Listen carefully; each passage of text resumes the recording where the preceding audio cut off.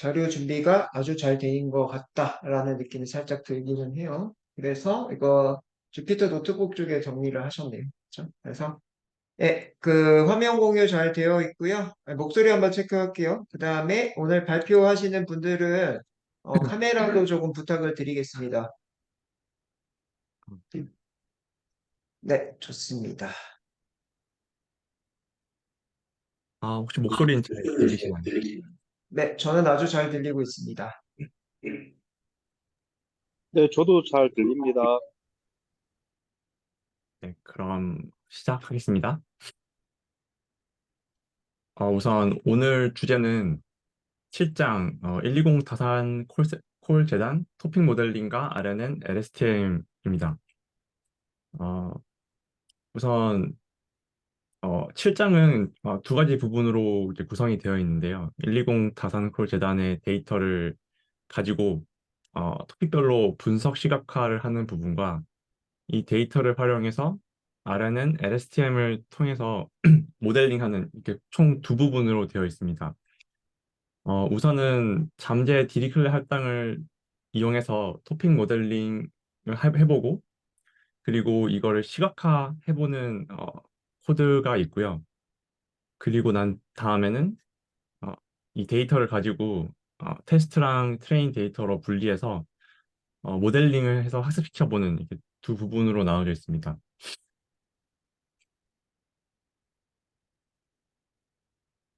우선 첫 번째 부분에서는 시각화를 하고 TF, IDF 잠재 디리클레 할당 이렇게 두 가지를 순서대로 하게 되는데요. 우선 잠재 디리클레 할당이라는 것은 여기에 있는 부분이 제가 잘 이해가 안 되어서 좀 따로 찾아봤는데요. 이 이쪽을 보시면 토픽 모델링의 대표적인 알고리즘이고 문서의 집합으로부터 어떤 토픽이 존재하는지 알아내는 알고리즘입니다.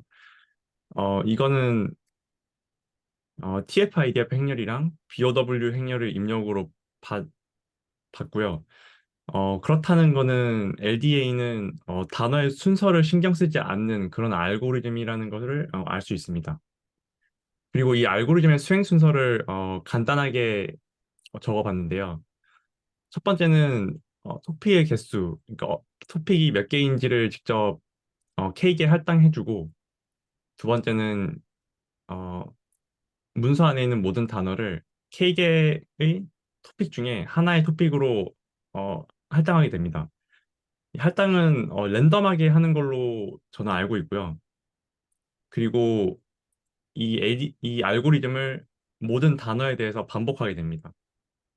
이 반복하는 부분에 대해서 조금 더 자세히 보게 되면 어떤 가정을 가지고 하게 되느냐 하면 어, 각 문서의 단어 W는 자기 자신은 잘못된 토픽에 할당되어 있으나 다른 단어들은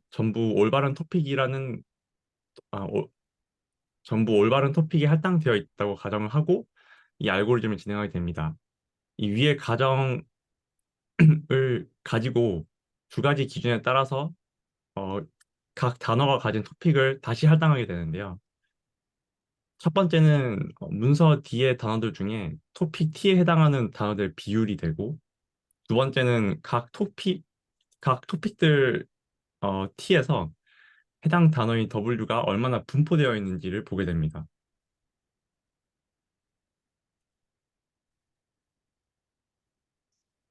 코드를 보겠습니다. 혹시 다른 분들은 콜앱으로 진행이 잘 되셨는지 잘 모르겠는데, 저 같은 경우에는 이 설치하는 부분에 이 콜앱에서 계속 안 돼서 부득이하게 이렇게, 어, 로컬에서 진행을 했거든요.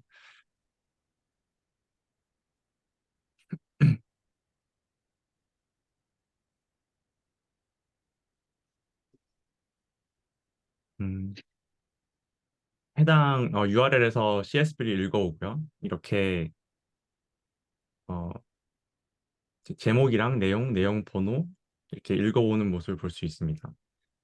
결측치를 제거하는 코드도 있는데 다행히 이 받아온 데이터에서는 결측치가 어, 없는 것을 확인할 수 있고요.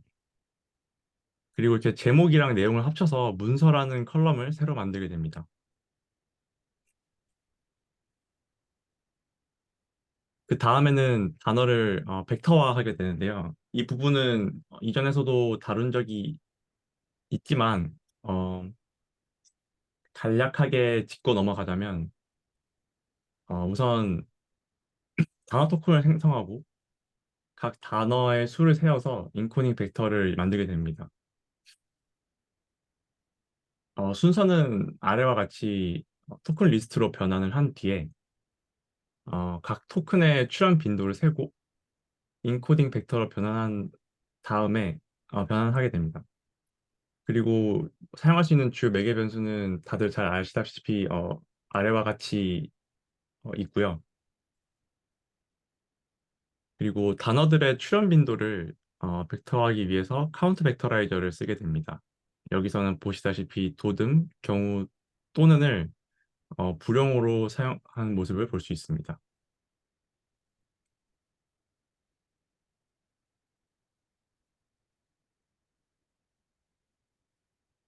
그리고 피 트랜스폼을 사용해서 문장에서 노출되는 피처의 수를 합한 변수, 그러니까 DTM을 생성하게 됩니다.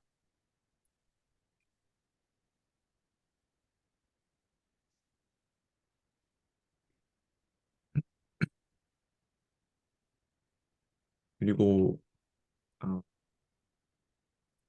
get feature names를 통해서 단어 목록을 가지고 와서 변수로 저장을 하고 이걸 벡터로 표현하려면 이제 행렬값으로 나타내기 때문에 to array를 이용해서 numpy array로 변환을 하고 값을 확인하는 그런 실습 과정을 거치고 있습니다. 그리고 어, 분류가 이제 정답이 되고 이거를 이제 밸류 카운트를 해보면은 토픽 수가 몇 개인지 이제 확인을 해볼 수 있는데요. 어, 보시다시피 행정이 가장 많고 이제 여성 가족이 가장 적은데 많은 것과 적은 거의 차이가 좀 큰 그런 모습을 볼 수 있습니다.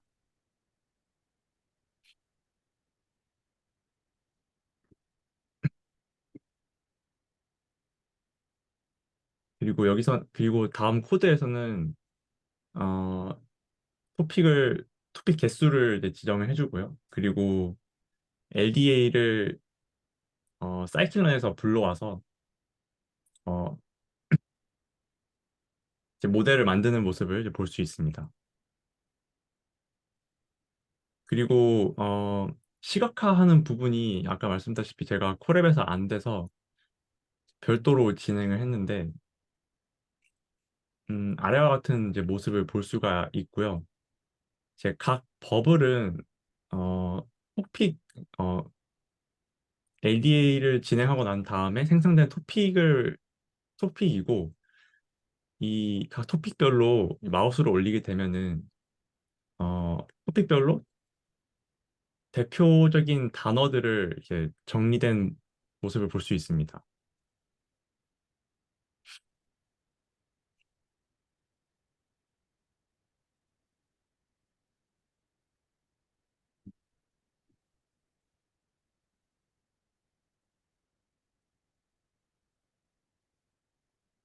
잠시만요.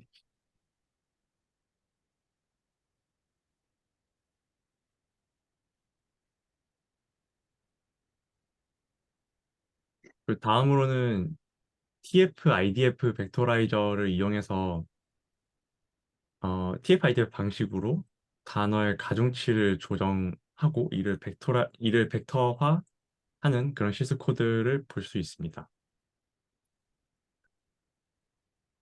어, 아까 어, 다시 하겠습니다. fit 트랜스폼을 하고 그 다음에 get feature names를 통해서 또 변수를 지정해 주고요.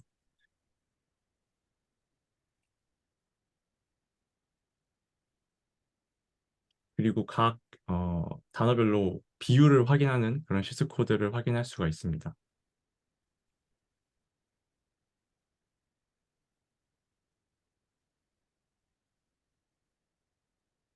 그리고 희소 행렬을 통해서 값을 확인하는 그런 코드를 통해서 어, 어떤 식으로 되어 있는지 볼 수 있고요. 그리고 유사도를 분석하게 되는데 벡터화된 텍스트의 거리를 측정하면은 어떤 텍스트들이 가까운 위치에 있는지 계산할 수 있고, 그리고 해당 실장에서는 코사인 유사도를 사용하게 되는데요.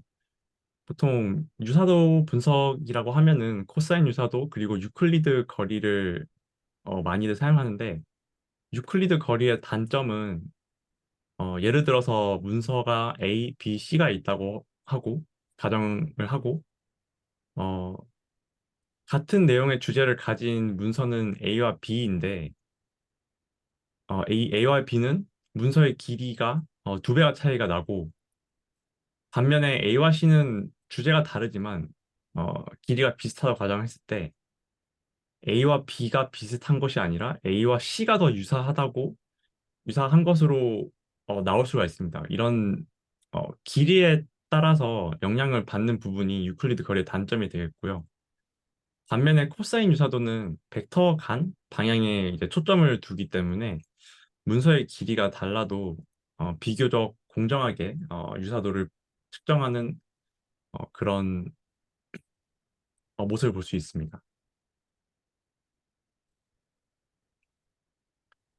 유클리드 공식이고요. 그리고 유클리드 거리 같은 경우는 이런 식으로 거리를 시각화하고, 코사인 유사도는 방금 말씀드렸다시피 벡터를 사용하는 모습을 볼 수 있습니다.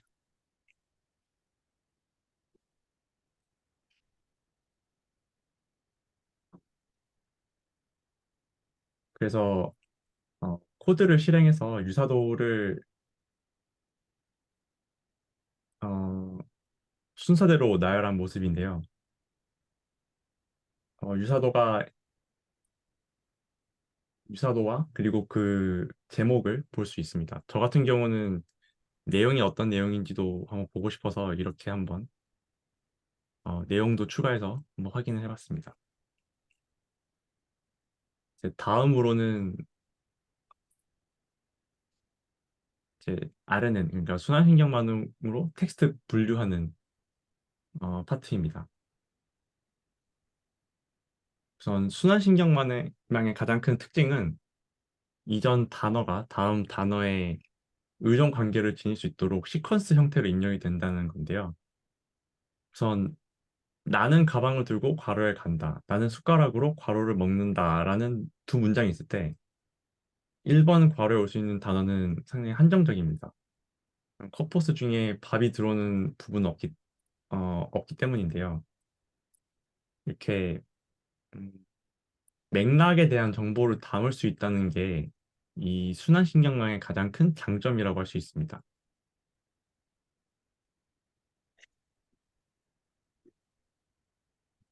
그리고 RNN 같은 경우는 이 아키텍처가 그래프 형태로 지니는데 음, 이제 LSTM이라고 불리는 장단기 메모리가 있고 이를 단순화한 GRU가 있습니다. 단순화했다는 게 어떤 거냐면 LSTM에는 게이트가 출력, 입력, 삭제 이렇게 세 개가 있지만 GRU는 이제 업데이트 그리고 리셋 게이트 이게 총 두 개만 있기 때문입니다.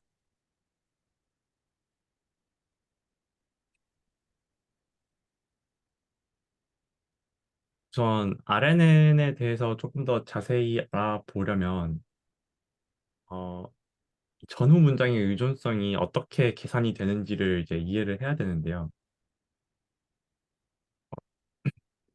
1대1 그리고 1대 다, 다대 1, 다대 다 이렇게 나뉩니다.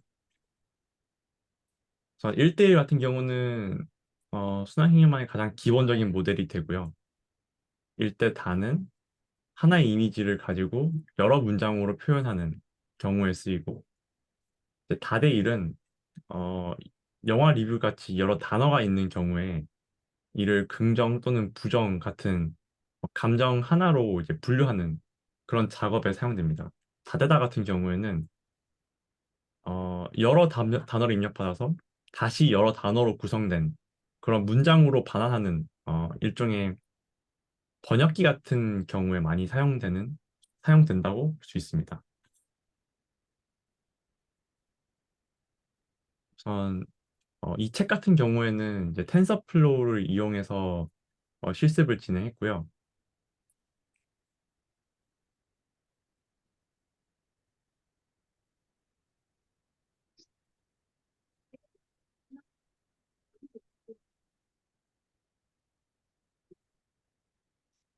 그리고 아까와 같이 데이터를 어, 가상 콜센터의 데이터를 불러오고 그리고 내용과 제목을 합쳐서 문서로 만드는 과정을 거치고 있습니다.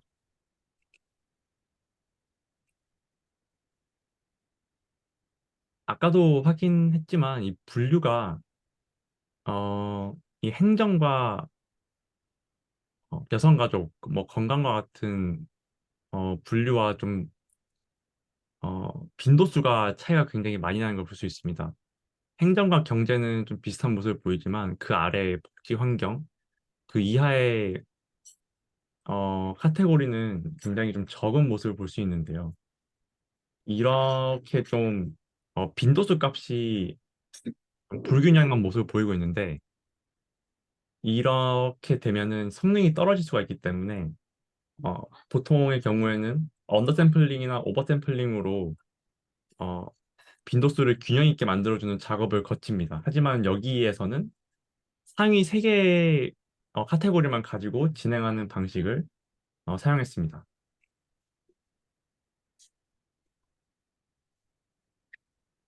잠시만요.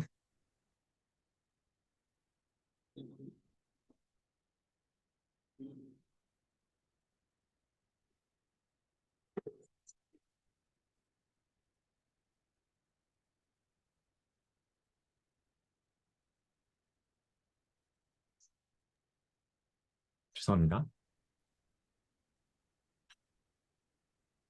음, 네, 단어 빈도수 확인했고, 어,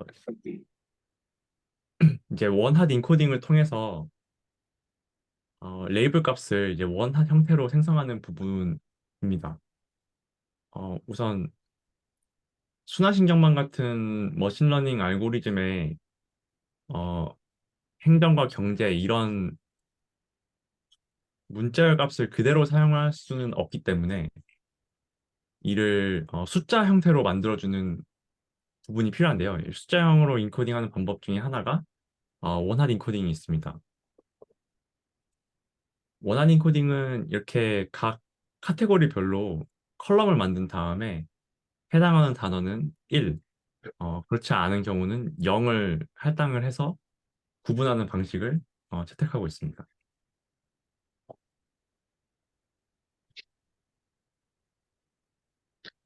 그리고 트레인 테스트 스플릿을 통해서 학습과 예측에 사용할 데이터를 나누고 정답 값은 y 언더바 원핫으로 지정하게 됩니다. Y 트레인도 보시다시피 원한 인코딩이 된 모습을 볼 수 있습니다.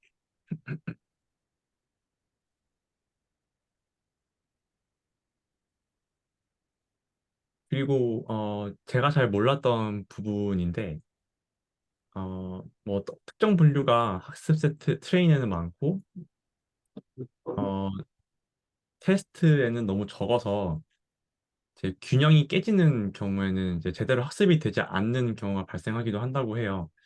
이를 방지하기 위해서는 코드에서 보시다시피 이렇게 stratify라는 매개 변수를 통해서 음, 이 매개 변수를 통해서 좀 학습 세트와 시험 세트 간의 균형을 맞추는 그런 것도 지정할 수 있습니다. 보시다시피 트레인 세트와 테스트 셋에 각 각 카테고리의 비율이 일정한 모습을 확인할 수 있습니다. 그 후에는 다시 벡터화를 하게 되는데요. 우선 토크나이저를 통해서 텍스트를 여러 토큰으로 나누고 텐서플로어의 토크나이저 클래스를 이용하게 되고요. 매개 변수는 여기서 보시다시피 넘워드, 뭐 로어, 스플릿, 차 레벨 같은 매개 변수들이 있고요. 그리고 벡터화하는 과정은 우선 토크나이저 인스턴스를 만든 다음에 fit on 텍스트와 워드 인덱스를 사용해서 딕셔너리를 생성하게 되고 그 다음에는 텍스트 시퀀스를 이용해서 텍스트 문장을 숫자로 이루어진 리스트로 변경을 하게 됩니다. 그리고 난 다음에는 패드 시퀀스를 통해서 리스트의 길이를 통일하는 그런 과정을 거치게 됩니다. 시퀀스를 만드는 코드이고요. 보시다시피 키 밸류를 이루어진 딕셔너리를 생성하고 각 단어들이 이렇게 들어가 있는 모습을 볼 수 있습니다.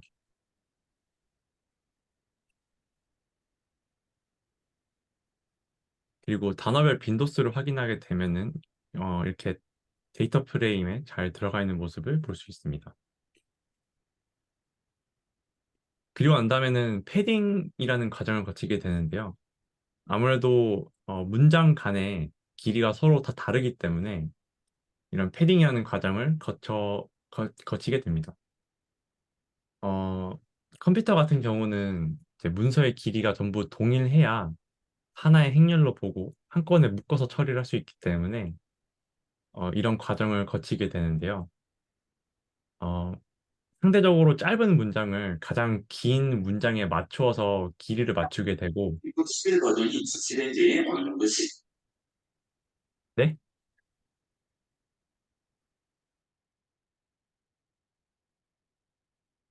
진행해 주시면 될 것 같아요. 지금 네. 그 사운드가 잠깐 들어간 것 같습니다. 네. 이 그림에서 보시다시피 패딩을 적용하기 전에는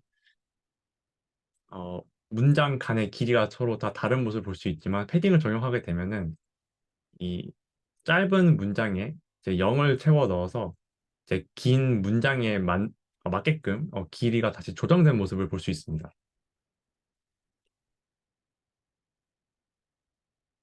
그리고 어,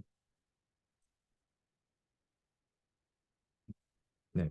그리고 매개 변수 중에 이제 패딩을 이제 여기서처럼 뒤에 할 것인지 또는 문장 앞을 채울 것인지를 정할 수 있는 이런 매개 변수도 같이 있는 모습을 볼 수 있습니다.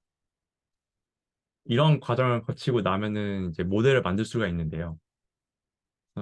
여기서는 어, 텐서플로우와 파이토치 중에 텐서플로우를 이제 이용을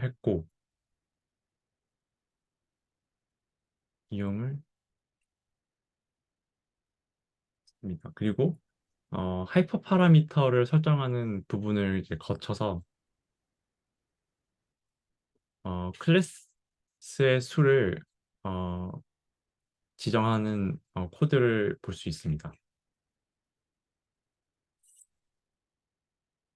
이 책에서는 이제 전방향과 후방향을 모두 사용하는 양방향 순환 신경망에 LSTM 셀을 가진 모델을 이용해서 실습을 하게 되는데요. RNN이 이런 연쇄된 문장을 다루는 데는 좋지만 이게 굉장히 길어지다 보면은 기울기 소실 문제라는 게 생긴다고 합니다. 여기서 기울기 소실 문제라는 것은 어, 딥러닝에서 역점파 과정에서 출력층에서 점점 멀어질수록 기울기 값이 너무 작아져서 학습이 제대로 되지 않는 현상을 뜻하는데요. 이런 문제를 해결하기 위해서 LSTM이라는 것이 고안됐습니다.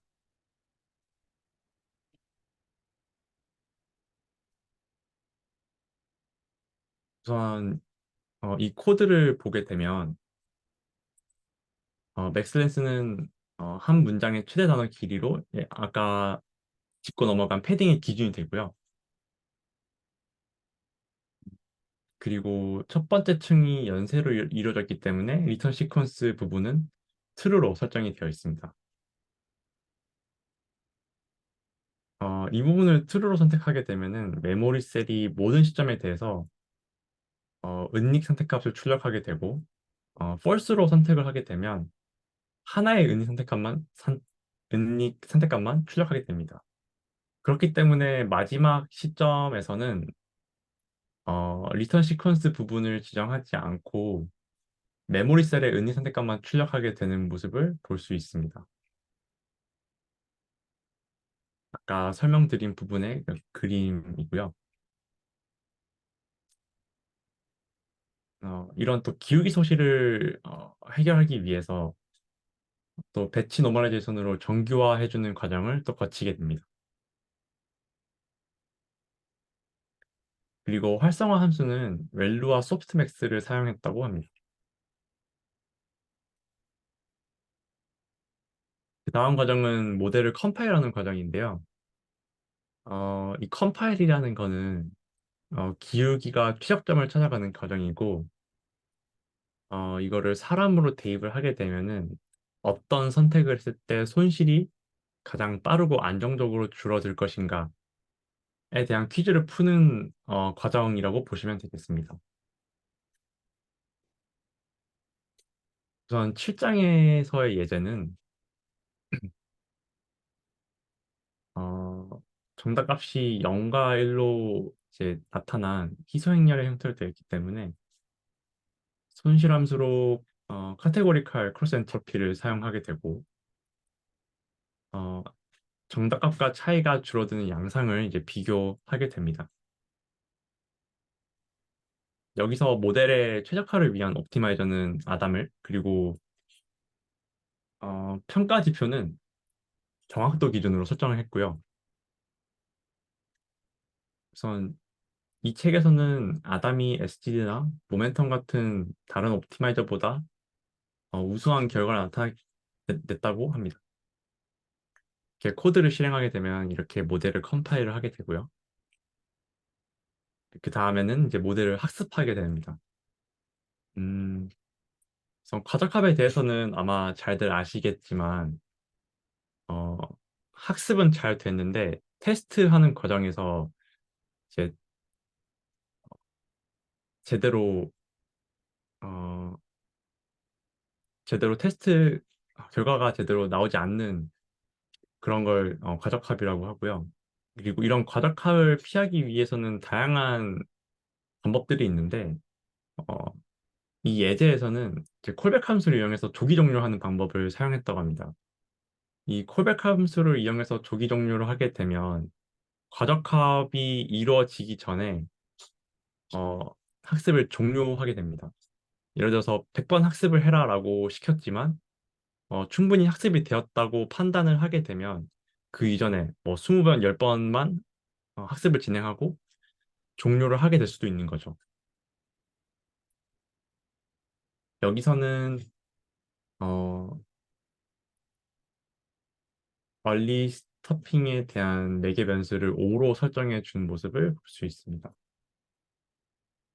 이렇게 되면은 아까 우리가 어, X 트레인과 Y 트레인으로 데이터를 나누었는데 이것들을 가지고 학습을 하게 되고요. 에포크는 100, 그러니까 100번 반복해서 하게 되고 학습을 하게 되고 배치 사이즈는 64로 설정했습니다. 그러니까 64개의 샘플마다 미니 배치로 두고 이거를 학습하는 과정을 100번 하게 된다고 보시면 되겠습니다. 하지만 이보다 조기 종료가 될 수 있겠죠. 아까 우리가 얼리 스토핑을 설정했기 때문에.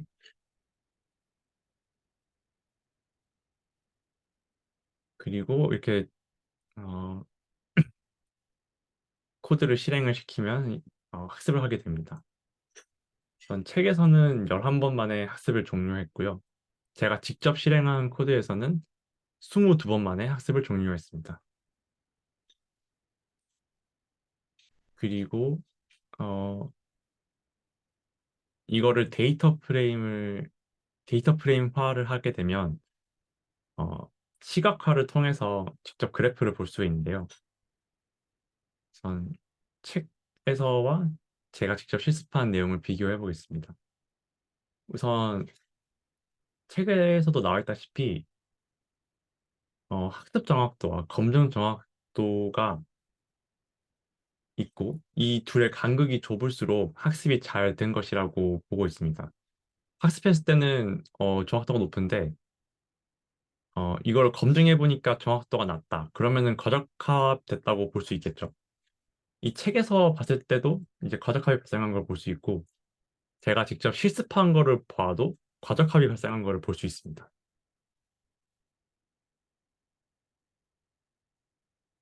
이 과적합을 피하기 위해서 얼리 스토핑을 사용했는데도 불구하고 이러한 과적합이 발생한 걸 볼 수 있고요. 그리고 손실값을 보게 되면 우선 손실이라는 거는 이제 모델이 예측한 값과 실제 정답 사이에 차이값이라고 생각하시면 쉬울 것 같습니다. 이걸 손실이라고 말하게 되고요. 이거 보시게 되면은 학습한 이 손실과 그리고 검증 손실값이 대한 차이가 있는 모습을 볼 수 있습니다. 시각화를 해봤고 그 다음으로는 이제 예측을 해보겠습니다. 프리딕트 메서드로 이 모델을 예측을 해볼 수가 있는데요. 이 메서드는 텍스트가 어떤 분류에 속하는지 아까 우리가 위에서 세 가지 분류를 이용했는데 이 세 가지 중에 어떤 분류에 속하는지 예측을 하게 되고요. 이렇게 프리딕트를 쓰게 되면은 예측을 하게 되고 그 마지막으로는 이 예측값을 평가하게 됩니다. 이 예측 결과는 어, 각 클래스에 대해서 아까 저희가 본 분류에 대해서 확률값을 반환하게 되는데요. 어, 소프트맥스 같은 경우는 이 확률값을 더했을 때 이제 1이 되게끔 되어 있는데 여기서 가장 큰 값을 예측값으로 사용하게 됩니다. 이 코드를 거쳐서 어, 예측 정확도를 평가를 해보면 0.682가 나오고 또 여기서 0.682가 나오는 모습을 볼 수 있습니다. 저 같은 경우는 정확도가 조금 더 떨어져서 0.62가 나오는 모습을 이렇게 확인할 수 있습니다. 이상입니다. 혹시 질문 있으실까요?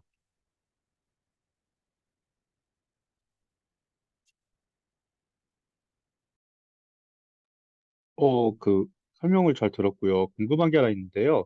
과적합에 대한 기준을 어떻게 판단을 하셨어요?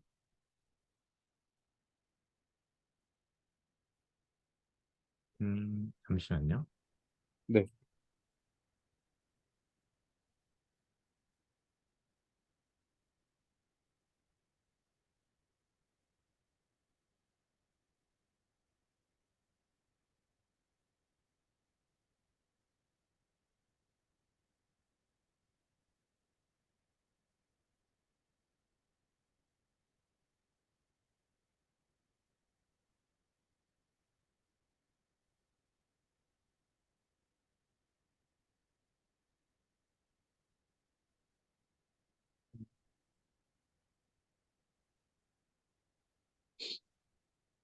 우선 예제에서는 네네.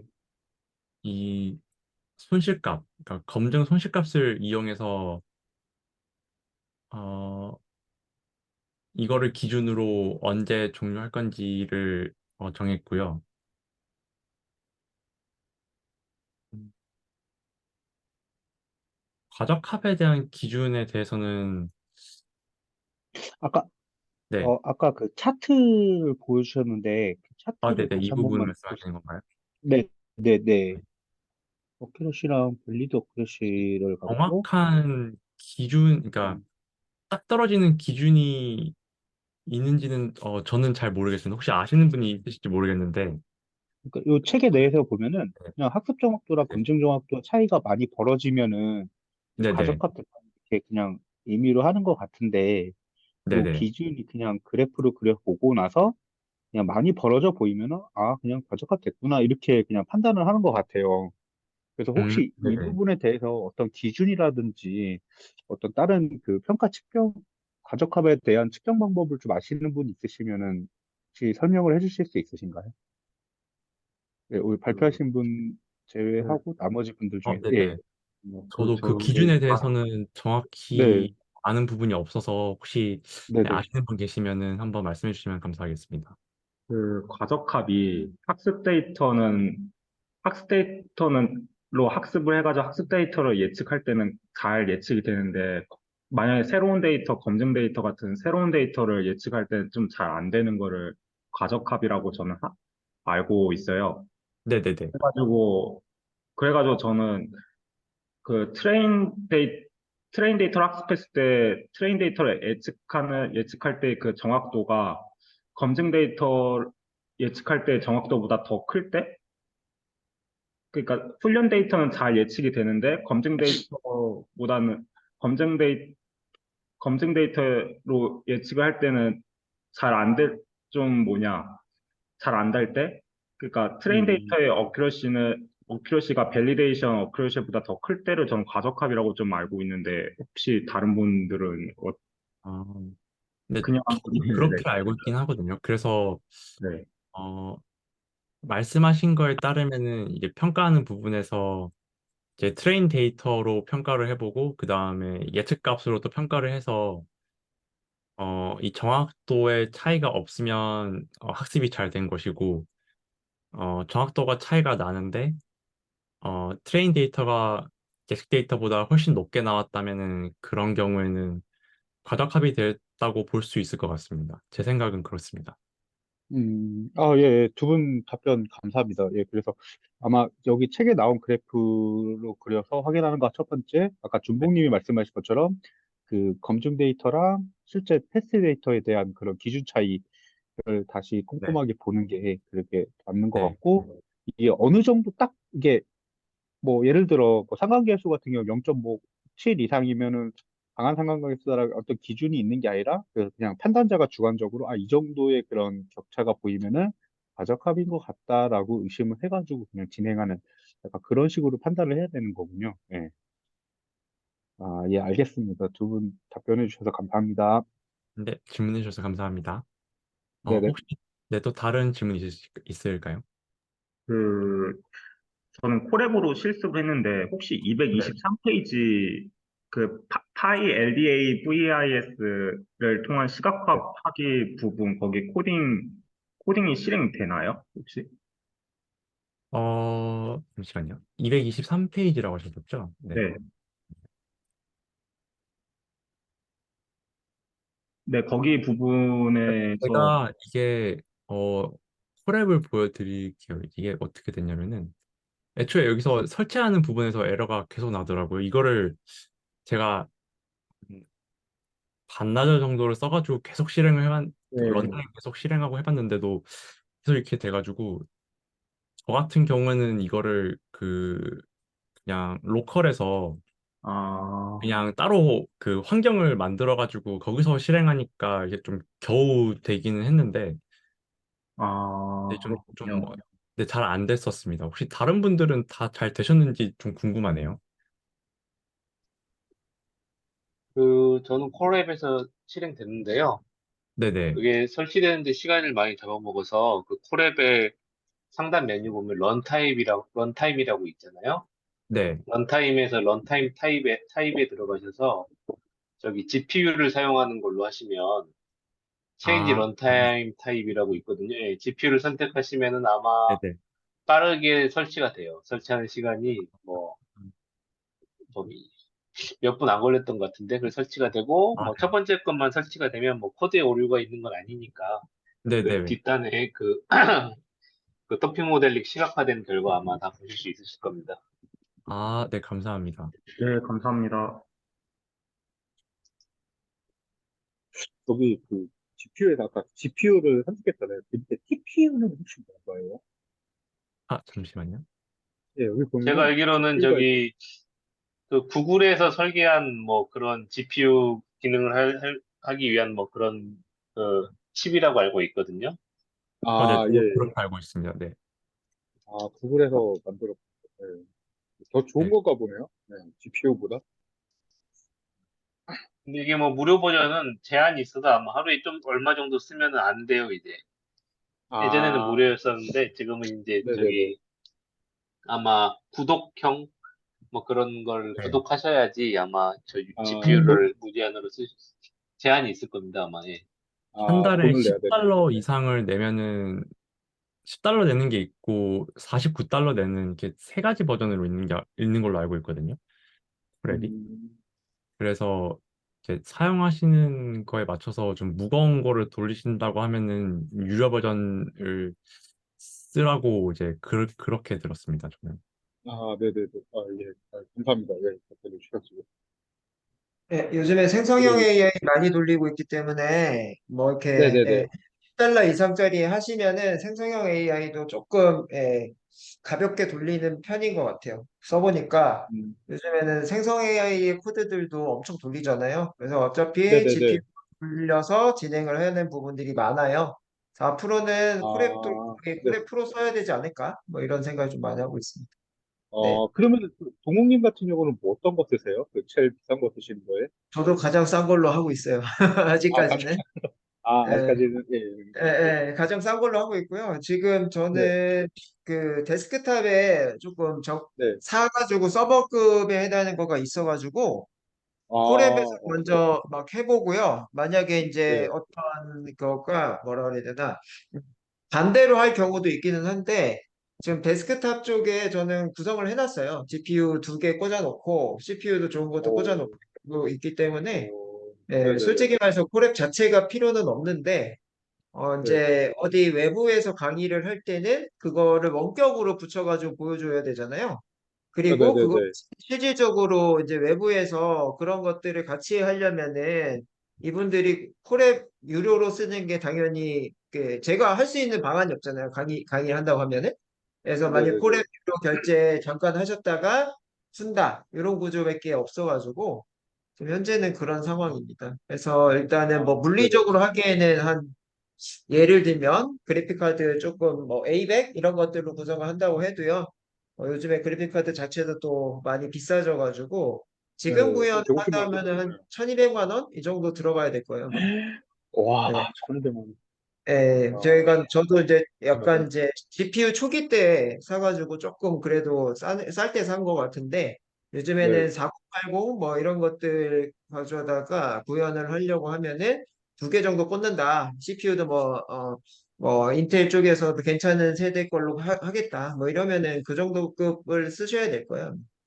그렇고 와, 이제 SSD도 네. 그렇고 하잖아요. 그 용량 네. 자체도 뭐라 그래야 되나 테라는 그냥 요즘에 가벼운 게 테라죠. 테라고 뭐 거의 페타 이 정도도 돌리려면은 저장 장치도 좀 좋아야 되고 그래서 처음부터 뭔가를 크게 하는 것보다도 일단 콜의 프로 정도로 먼저 공부를 하고요. 그런 다음에 네네네. 서버비가 부담이 된다 하면은 이제 서버비 비용 주느니 하드웨어 구성한다라고 생각해서 그럼 막 돌릴 수 있거든요. 그래서 그런 걸 하고 역으로 다시 콜앱에서 이제 정제된 걸 가지고 강의를 많이 가요. 그러면은 음, 그 외부 강의 갈 때 이제 이런 수업을 들으러 오시는 분들은 그 구독 뭐 그런 거 이제 하는 거가 크게 부담이 없는 혹은 뭐 그걸 해야 앞으로 업무를 볼 수 있는 이런 분들이 많이 오기 때문에 좀 부담이 덜 하더라고요. 그렇게 하고 가면. 음, 근데 그거를 제가 콜앱에서만 계속 돌려가지고 뭐 이런 것들을 하게 되면 물론 이제 뭐 네네. 구독제고는 하지만 그리고 뭐 부담이 좀 되더라고요. 금액적으로. 그래서 저는 좀 그런 지금 타입이에요. 그리고 돈 많이 벌어서 장비 투자하는 타입이라서 장비가 네네네. 좀 좋으면 이제 스트레스가 좀 덜 하잖아요. 그래서 그렇죠, 그러고 있어요. 그렇죠. 예, 예, 아, 예. 예, 아, 예. 생성 AI 때문에 지금 이게 뭐라 해야 되나 방향성을 어떻게 가져가야 될지를 잘 선택을 여러 번 써보면서 이제 그 눈탱이 밤탱이 좀 맞으면서 한마디로 구독하고 많이 서버비 나와 봐야 이제 하드웨어적으로 바뀌어야 되겠다 이런 거가 또 생각이 들 수도 있고 그런 상황인 것 같습니다. 예, 예, 제 친구 중에 AWS 처음 왔을 때 아무것도 모르고 막 썼다가 한 600만 원 카드값 나온 친구가 있는데, 그냥 그런 거 이상한 거. 예. 좋은 말씀 맞아요. 감사합니다. 예. 네, 감사합니다. 네.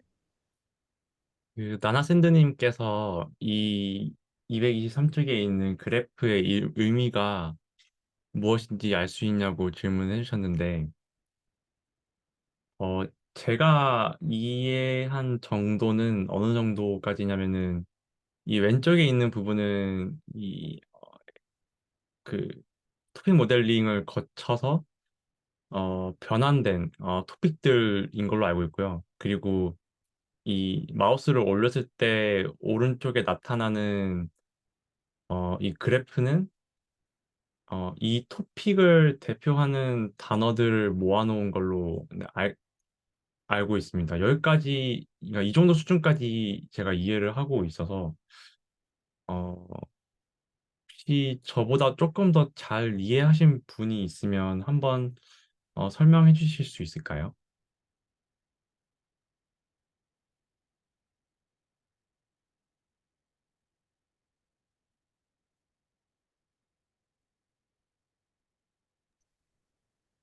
제가 뭐 더 잘 이해하고 있진 않지만, 뭐, 말씀하신 바가 맞는 것 같고요. 이제 이게 좀 더 정제를 해야 될 것 같아요. 일단은 보시면은 우측에 그 텀 프린코신들 보시면은 뭐 조사나 뭐 의미 없는 것들이 많이 있잖아요. 네네. 이런 것들은 사실은 토핑 모델을 하기 전에 더 불용어 처리를 하면 더 나을 것 네. 같고, 결국에는 이게 1번 이제 번호로 돼 있는데, 뭐 1번 토픽이 어떤 토픽인가는 우리가 이제 어 의사결정을 해야겠죠. 얘는 이제 기계적으로 토픽을 분류해 준 건데, 네. 우리가 1번 토픽의 내용을 보고, 아, 이거는 뭐 다산 콜세트에 접수된 뭐 민원 중에서 어떠한 것들이다. 2번 토픽은 어떠한 것들이다. 이게 토픽 모델이라는 게 토픽의 개수는 이제 분석가가 정해야 되는 거잖아요. 그래서 몇 개가 최적의, 그래도 우리가 봤을 때 분류된 결과를 보고서, 아, 이건 지금 뭐, 지금은 총 10개였나요? 그렇죠. 10개 토픽은, 그러니까 주제가 잘 분류 안 되고, 한 5개로 했을 때, 어, 잡히는 워드, 그, 텀들을 보니까, 이러이러한 주제, 뭐, 수도, 뭐, 지하철, 교통, 뭐, 이런 식으로 분류가 잘 된다라고 하는 의사결정이 또 별도로 정성적인 해석이 필요할 것 같습니다. 설명 감사합니다. 혹시 나나샌드님한테 좀 답이 됐을지 모르겠네요.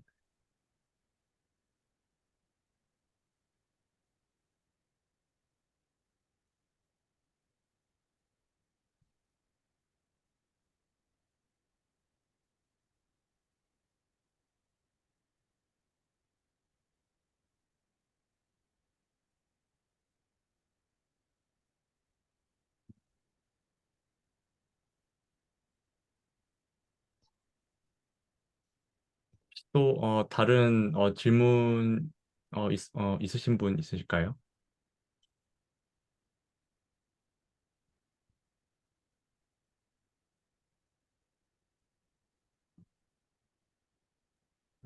하나 질문 있는데요.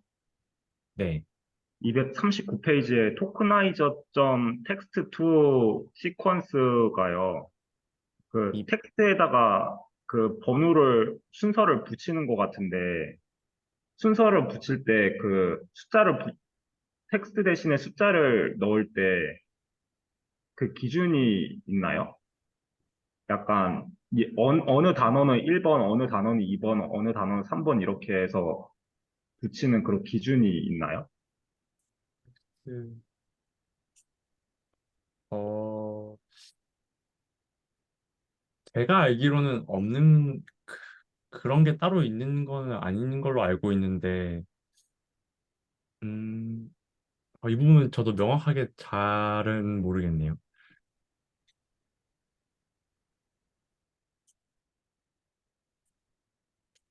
혹시 아시는 분 계신가요?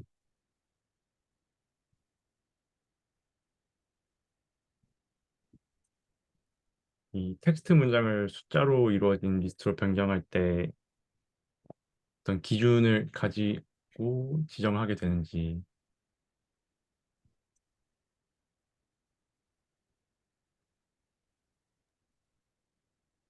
네, 뭐, 제가 말씀을 드리면은, 이거 뭐 텍스트에 해당하는 거에서 숫자로 이거 변경하는 기준이 뭐 따로 있는 것 같지는 않아요. 그냥 뭐라고 해야 되나.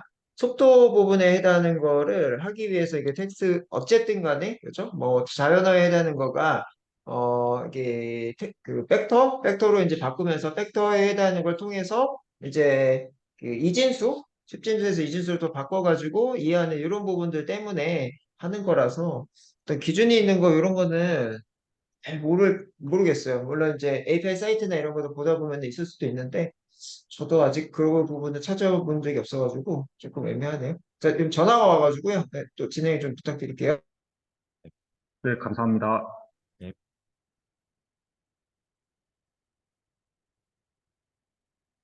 음, 혹시 이거 네. 여기 계신 분들 중에 실제 업무에서 2D 모델링을 사용해서 좀 업무에 활용해 보신 거나 아니면 이용하는 거를 좀 보신 분 있으신가요? 이거는 좀 많이 실제적인 업무에서도 많이 사용할 것 같은데 혹시 이 네. 부분에 대해서 실제로 업무에 사용해 보시나 아니면 주변 이거를 다른 사람들이 사용하는 걸 보신 적이 있으신 분 있으신가요? 음, 우선 저는 뭐 제가 사용해 본 적도 없고, 어, 제가 아는 사람들 중에서도 토픽 모델링을 사용해 해 보신 분을 제가 아직 본 적은 없어서 그 부분은 저는 말씀드릴 게 없을 것 같습니다. 아, 그래요? 예, 혹시 다른 분들 네. 있으실까요? 혹시 다른 분들 계시면, 네.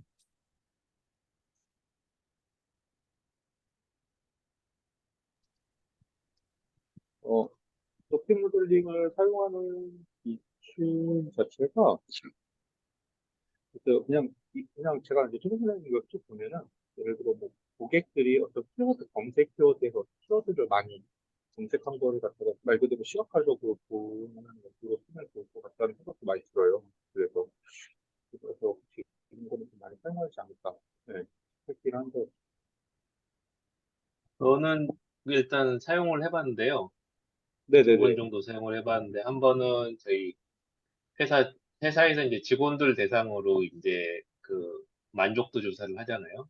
내부 직원들 네네네. 대상으로. 그래서 이제 주관식 응답 같은 거 받은 걸 바탕으로 해서 토픽 모델링 해서, 일일이 다 읽어볼 수는 없으니까 전반적으로 어떤 내용들이 나왔는지 아, 살펴본 적이 있고요. 뭐 어쨌든 그런 네네. 내용들은 단어들이 뭐 복지, 뭐 연봉, 뭐 근무 시간, 뭐 야근 이런 식으로 좀 명확히 구분되는 단어들이 있기 때문에 네네. 지금 우리가 지금 예제에서 봤던 얘는 지금 불용어가 다 거의 불용어가 제거가 안 돼 있고 그다음에 토픽이 너무 많은 것 같아요. 지금 그 시각화된 결과를 보면은 그 각 토픽 간의 거리가 굉장히 촘촘하잖아요. 네. 네네네. 얘를 지금 이제 2차원 공간에다가 뿌려놓긴 했지만 그래도 실제 거리는 이것보단 더 길겠지만 멀겠지만 좀 더 줄이면은 좀 더 아마 불용어 한번 각자 제거하고 토픽 음, 개수를 좀 줄여서 각자 해석하려고 하시다 보면 좀 더 나을 것 같고 그건 이제 우리나라 데이터였고 그다음에 또 한 번은 저기 이제 모 회사의 글로벌 그 고객 VOC 데이터를 해봤는데요. 그때 아, 목적은 이제 VOC, 예, 네네. 주제, 주제, 어떤 주제들이 언급이 됐는지, 음, 아, 주제들을 파악하기 위함이었고, 근데 VOC들이 되게 짧아가지고, 막 아, 그렇게 의미 있는 결과는 안 나왔었고, 오히려 토픽 모델링보다 네네. 근데 이제 패턴 기반으로 이러이러한 단어들이 나오면은, 그 일종의 그 정답 데이터를 만든 거죠. 네. 어, 연구원들이 보고서 이러이러한 단어들이 나오면은 뭐 이러이러한 주제로 분류를 하고 해서 그 패턴 네. 인식 기반으로 해서 결국에는 처리를 했었던 기억이 있습니다. 예, 되게 값진 경험이 있으시네요. 예, 예, 설명해 주셔서 감사합니다. 예.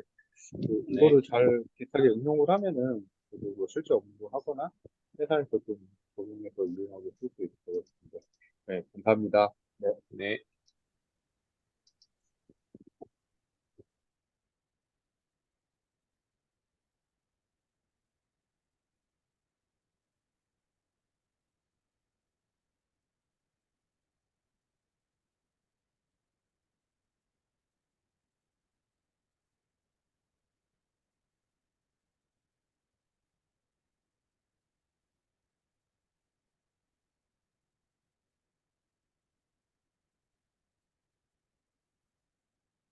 음, 이 뭐 추가적인 질문이 있으실까요? 근데 하나 네, 여쭤보고 싶은데요. 여기 네네, 모델 245페이지에 모델의 그 뭐냐 평가 지표로 에큐러시를 사용했잖아요. 에큐러시를 사용했는데 네, 보통은 뭐 책에서 다 에큐러시를 좀 사용하는 것 같은데 네. 그 원래 프레스 홀드에 약간 좀 민감하지 않은 AUC를 많이 원래 사용을 해야지 않나요? 약간 여기는 에큐러시를 많이 네. 사용하는데 어 네네네 아, AUC는 왜 굳이 사용 안 하고 왜 굳이 에큐러시만 사용을 하는 건지. 어,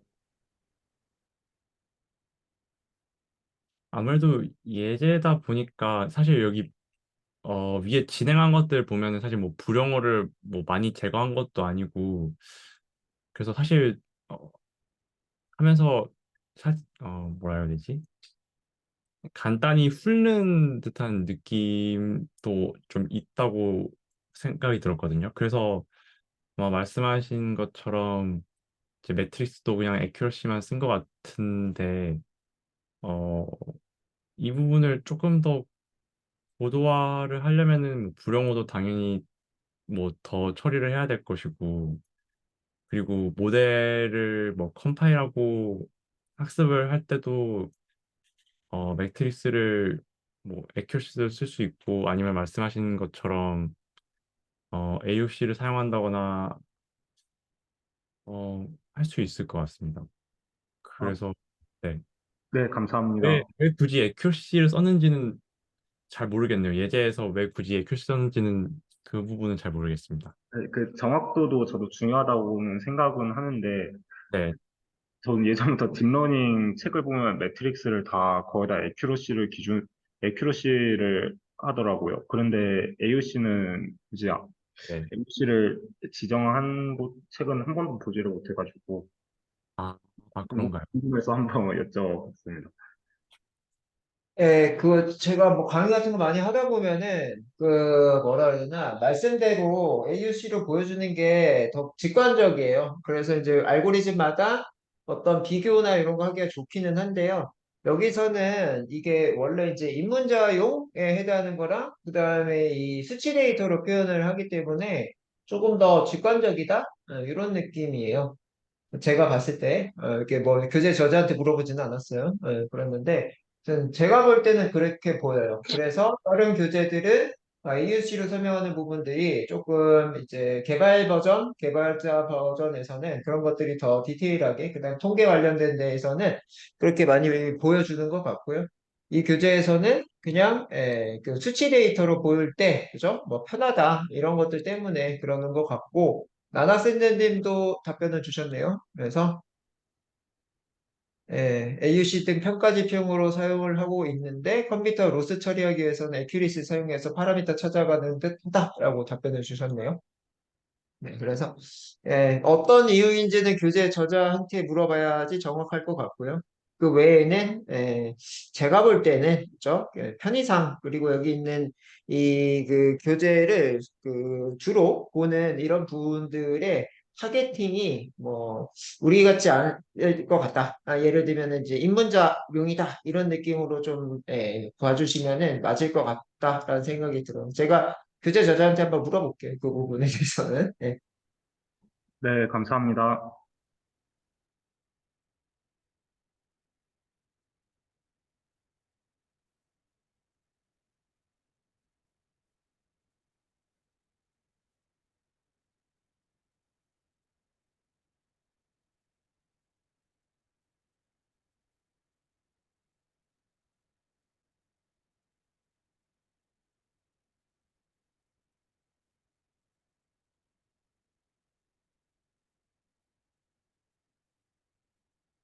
음, 혹시 또 다른 질문이나 혹시 궁금증 있을까요?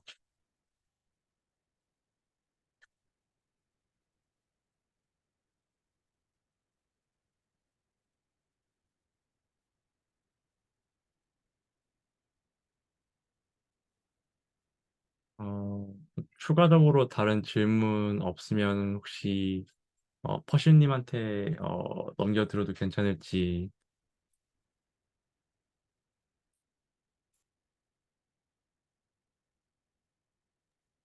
네, 시간을 조금 가지고 넘겨받겠습니다. 지금 9시 9분, 10분 딱 됐는데요. 1분만 기다릴게요. 1분 동안에 어떤 또 다른 질문이 없으시면은 오늘 제가 받아서 정리하는 시간으로 넘어가도록 하겠습니다. 정리하는 시간이라고 하면 오늘의 감상, 그죠? 뭐 감상? 오늘의 수강 아니고 뭐라고 해야 되나? 오늘의 스터디평, 그죠? 이렇게 하고요. 마무리하는 걸로 할 것 같고요. 제가 뭐 따로 이제 뭔가의 코멘트나 이런 것들을 굳이 안 해도 될 것 같아요. 교재는 교재대로 잘 했고, 그다음에 거기에 대한 코드도, 그죠? 코드도 잘 준비를 해서 어디 부분이 어떻게 안 되는지를 다 공유를 했고, 그다음에 이제 콜앱에서 돌리는 방법에 대해서도 또 해보신 분이 또 공유를 잘 해주신 것 같습니다. 그렇고, 본의 아니게 11분 되기 전에 뭐 정리를 하고 있네요. 알고 있는데, 하여튼, 네. 아마 다음에 그 또 주자분들도, 다음 주에 또 하시는 분들도, 뭐 다 잘하리라고 생각이 들고요. 이 책을 얼른 끝나게 되면 어떤 원본 데이터를 가지고 있는 예를 들면은 아까 고객 그 BOC 데이터 이런 것들이 공유가 된다고 하면 혹은 뭐 히든 처리나 이런 거가 된다고 하면은 그런 부분에 대해서 소개를 시켜 주시면 또 저희 쪽에 모든 분들이 다 좋아하실 것 같고 또 소중한 경험들 그다음에 실제 찐 이런 데이터들을 만져보고 그 나오는 그죠? 어떤 이 현장의 그 느낌들, 이런 것들을 좀 공유를 해주시면은 저희 스터디 전체가 또 좋은 자극을 받을 수가 있을 것 같고, 그다음에 우리는 또 예를 들면 논문이나 아니면은 그 하시고 계시는 이 도메인에 가지고 있는 이런 그 좋은 정보들 혹은 그렇게 해봤더니 어떤 부분이 문제가 있는데 같이 지금 같이 계시는 분들이 또 고수분들이 많이 계시니까는 또 같이 해결하는 방법 혹은 그뭐 코드 공유 이런 것들을 뭐 콜앱 쪽에서 공유를 걸어서 실질적으로 그죠? 해보고서 답변을 주는 뭐 이런 그 구조를 가지고 가면 좋을 것 같아요. 그렇고 네 오늘 제가 이제 제 기준으로 창원님 오늘 발표하셔서 창원님부터 그다음에 JH님 제가 아직 이름이 딱 이렇게 매칭이 안 되네요. JH라고 써놓으니까 용성님, 나나샌드님, 준봉님 이 순서로 들어가 있으니까 창원님부터 오늘의 발표를 저 발표 오늘 준비하시느라 고생 많이 하셨고요. 어땠는지와 그다음에 이제 근처에 계시는 분들의 뭐 질문이나 피드백이 어땠는지 이런 것들 위주로 말씀해 주시면 좋을 것 같고 나머지 분들은 오늘의 스터디 평을 남겨주시면 좋을 것 같습니다. 차원님부터 가실게요. 네. 오늘 우선 7장 발표를 했는데요. 준비를 하면서 좀 제가 잘 이해가 안 가는 부분이 있으면 좀 찾아서 이 주피터 노트북에 좀 추가를 해서 이제 발표할 때 좀 소개를 해드리고 했는데 좀 도움이 되셨을지 좀 걱정이 좀 되기도 하고요.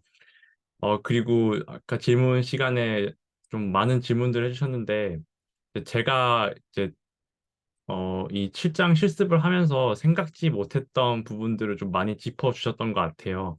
그래서 그 질문들 받고 또 제가 오히려 더 많이 배운 것 같아서 좀 굉장히 감사하다는 말씀을 좀 드리고 싶습니다. 이상입니다. 네, 네, 안녕하세요. 네, 오늘 네, 바로 창원님이 이어서 발표하시느라 고생 많으셨고요. 네, 잘 들었습니다. 어, 뭐 특별하게 할 말은 없습니다. 다음 주에도 또 열공하셔서 모두 또 원하시는 결과 얻길 바랍니다. 이상입니다. 네, 그 다음에 용성님이 이거 맞죠? 네네네. JH님 네. 용성님인가요? 그, 네, 네, 접니다. 네, 네, 네, 맞죠. 네, 맞습니다. 일단, 네, 발표를 차분차분하게 설명해 주셔가지고, 내용을 들으면서 이해하는 데 진짜 많은 도움이 됐고요. 그리고 제가 여러 가지 질문을 던졌을 때, 다른 분들도 이렇게 답변을 많이 해주셔서 정말 감사합니다. 그리고 무엇보다 이 공부를 통해서 이제 실제 업무에서 어떻게 활용할지에 대해서 궁금했는데 아까 그 JH님이 설명해 주셔도 도움이 돼서 저도 이거를 갖고 회사에서 실제 업무에 실제 데이터에 한번 적용해 볼 수 있도록 한번 해보려고 하고 있습니다. 어쨌든 오늘 시간 너무 좋았고요. 다음에도 또 열심히 공부했으면 좋겠습니다. 네. 그다음에는 나나샌드님이네요.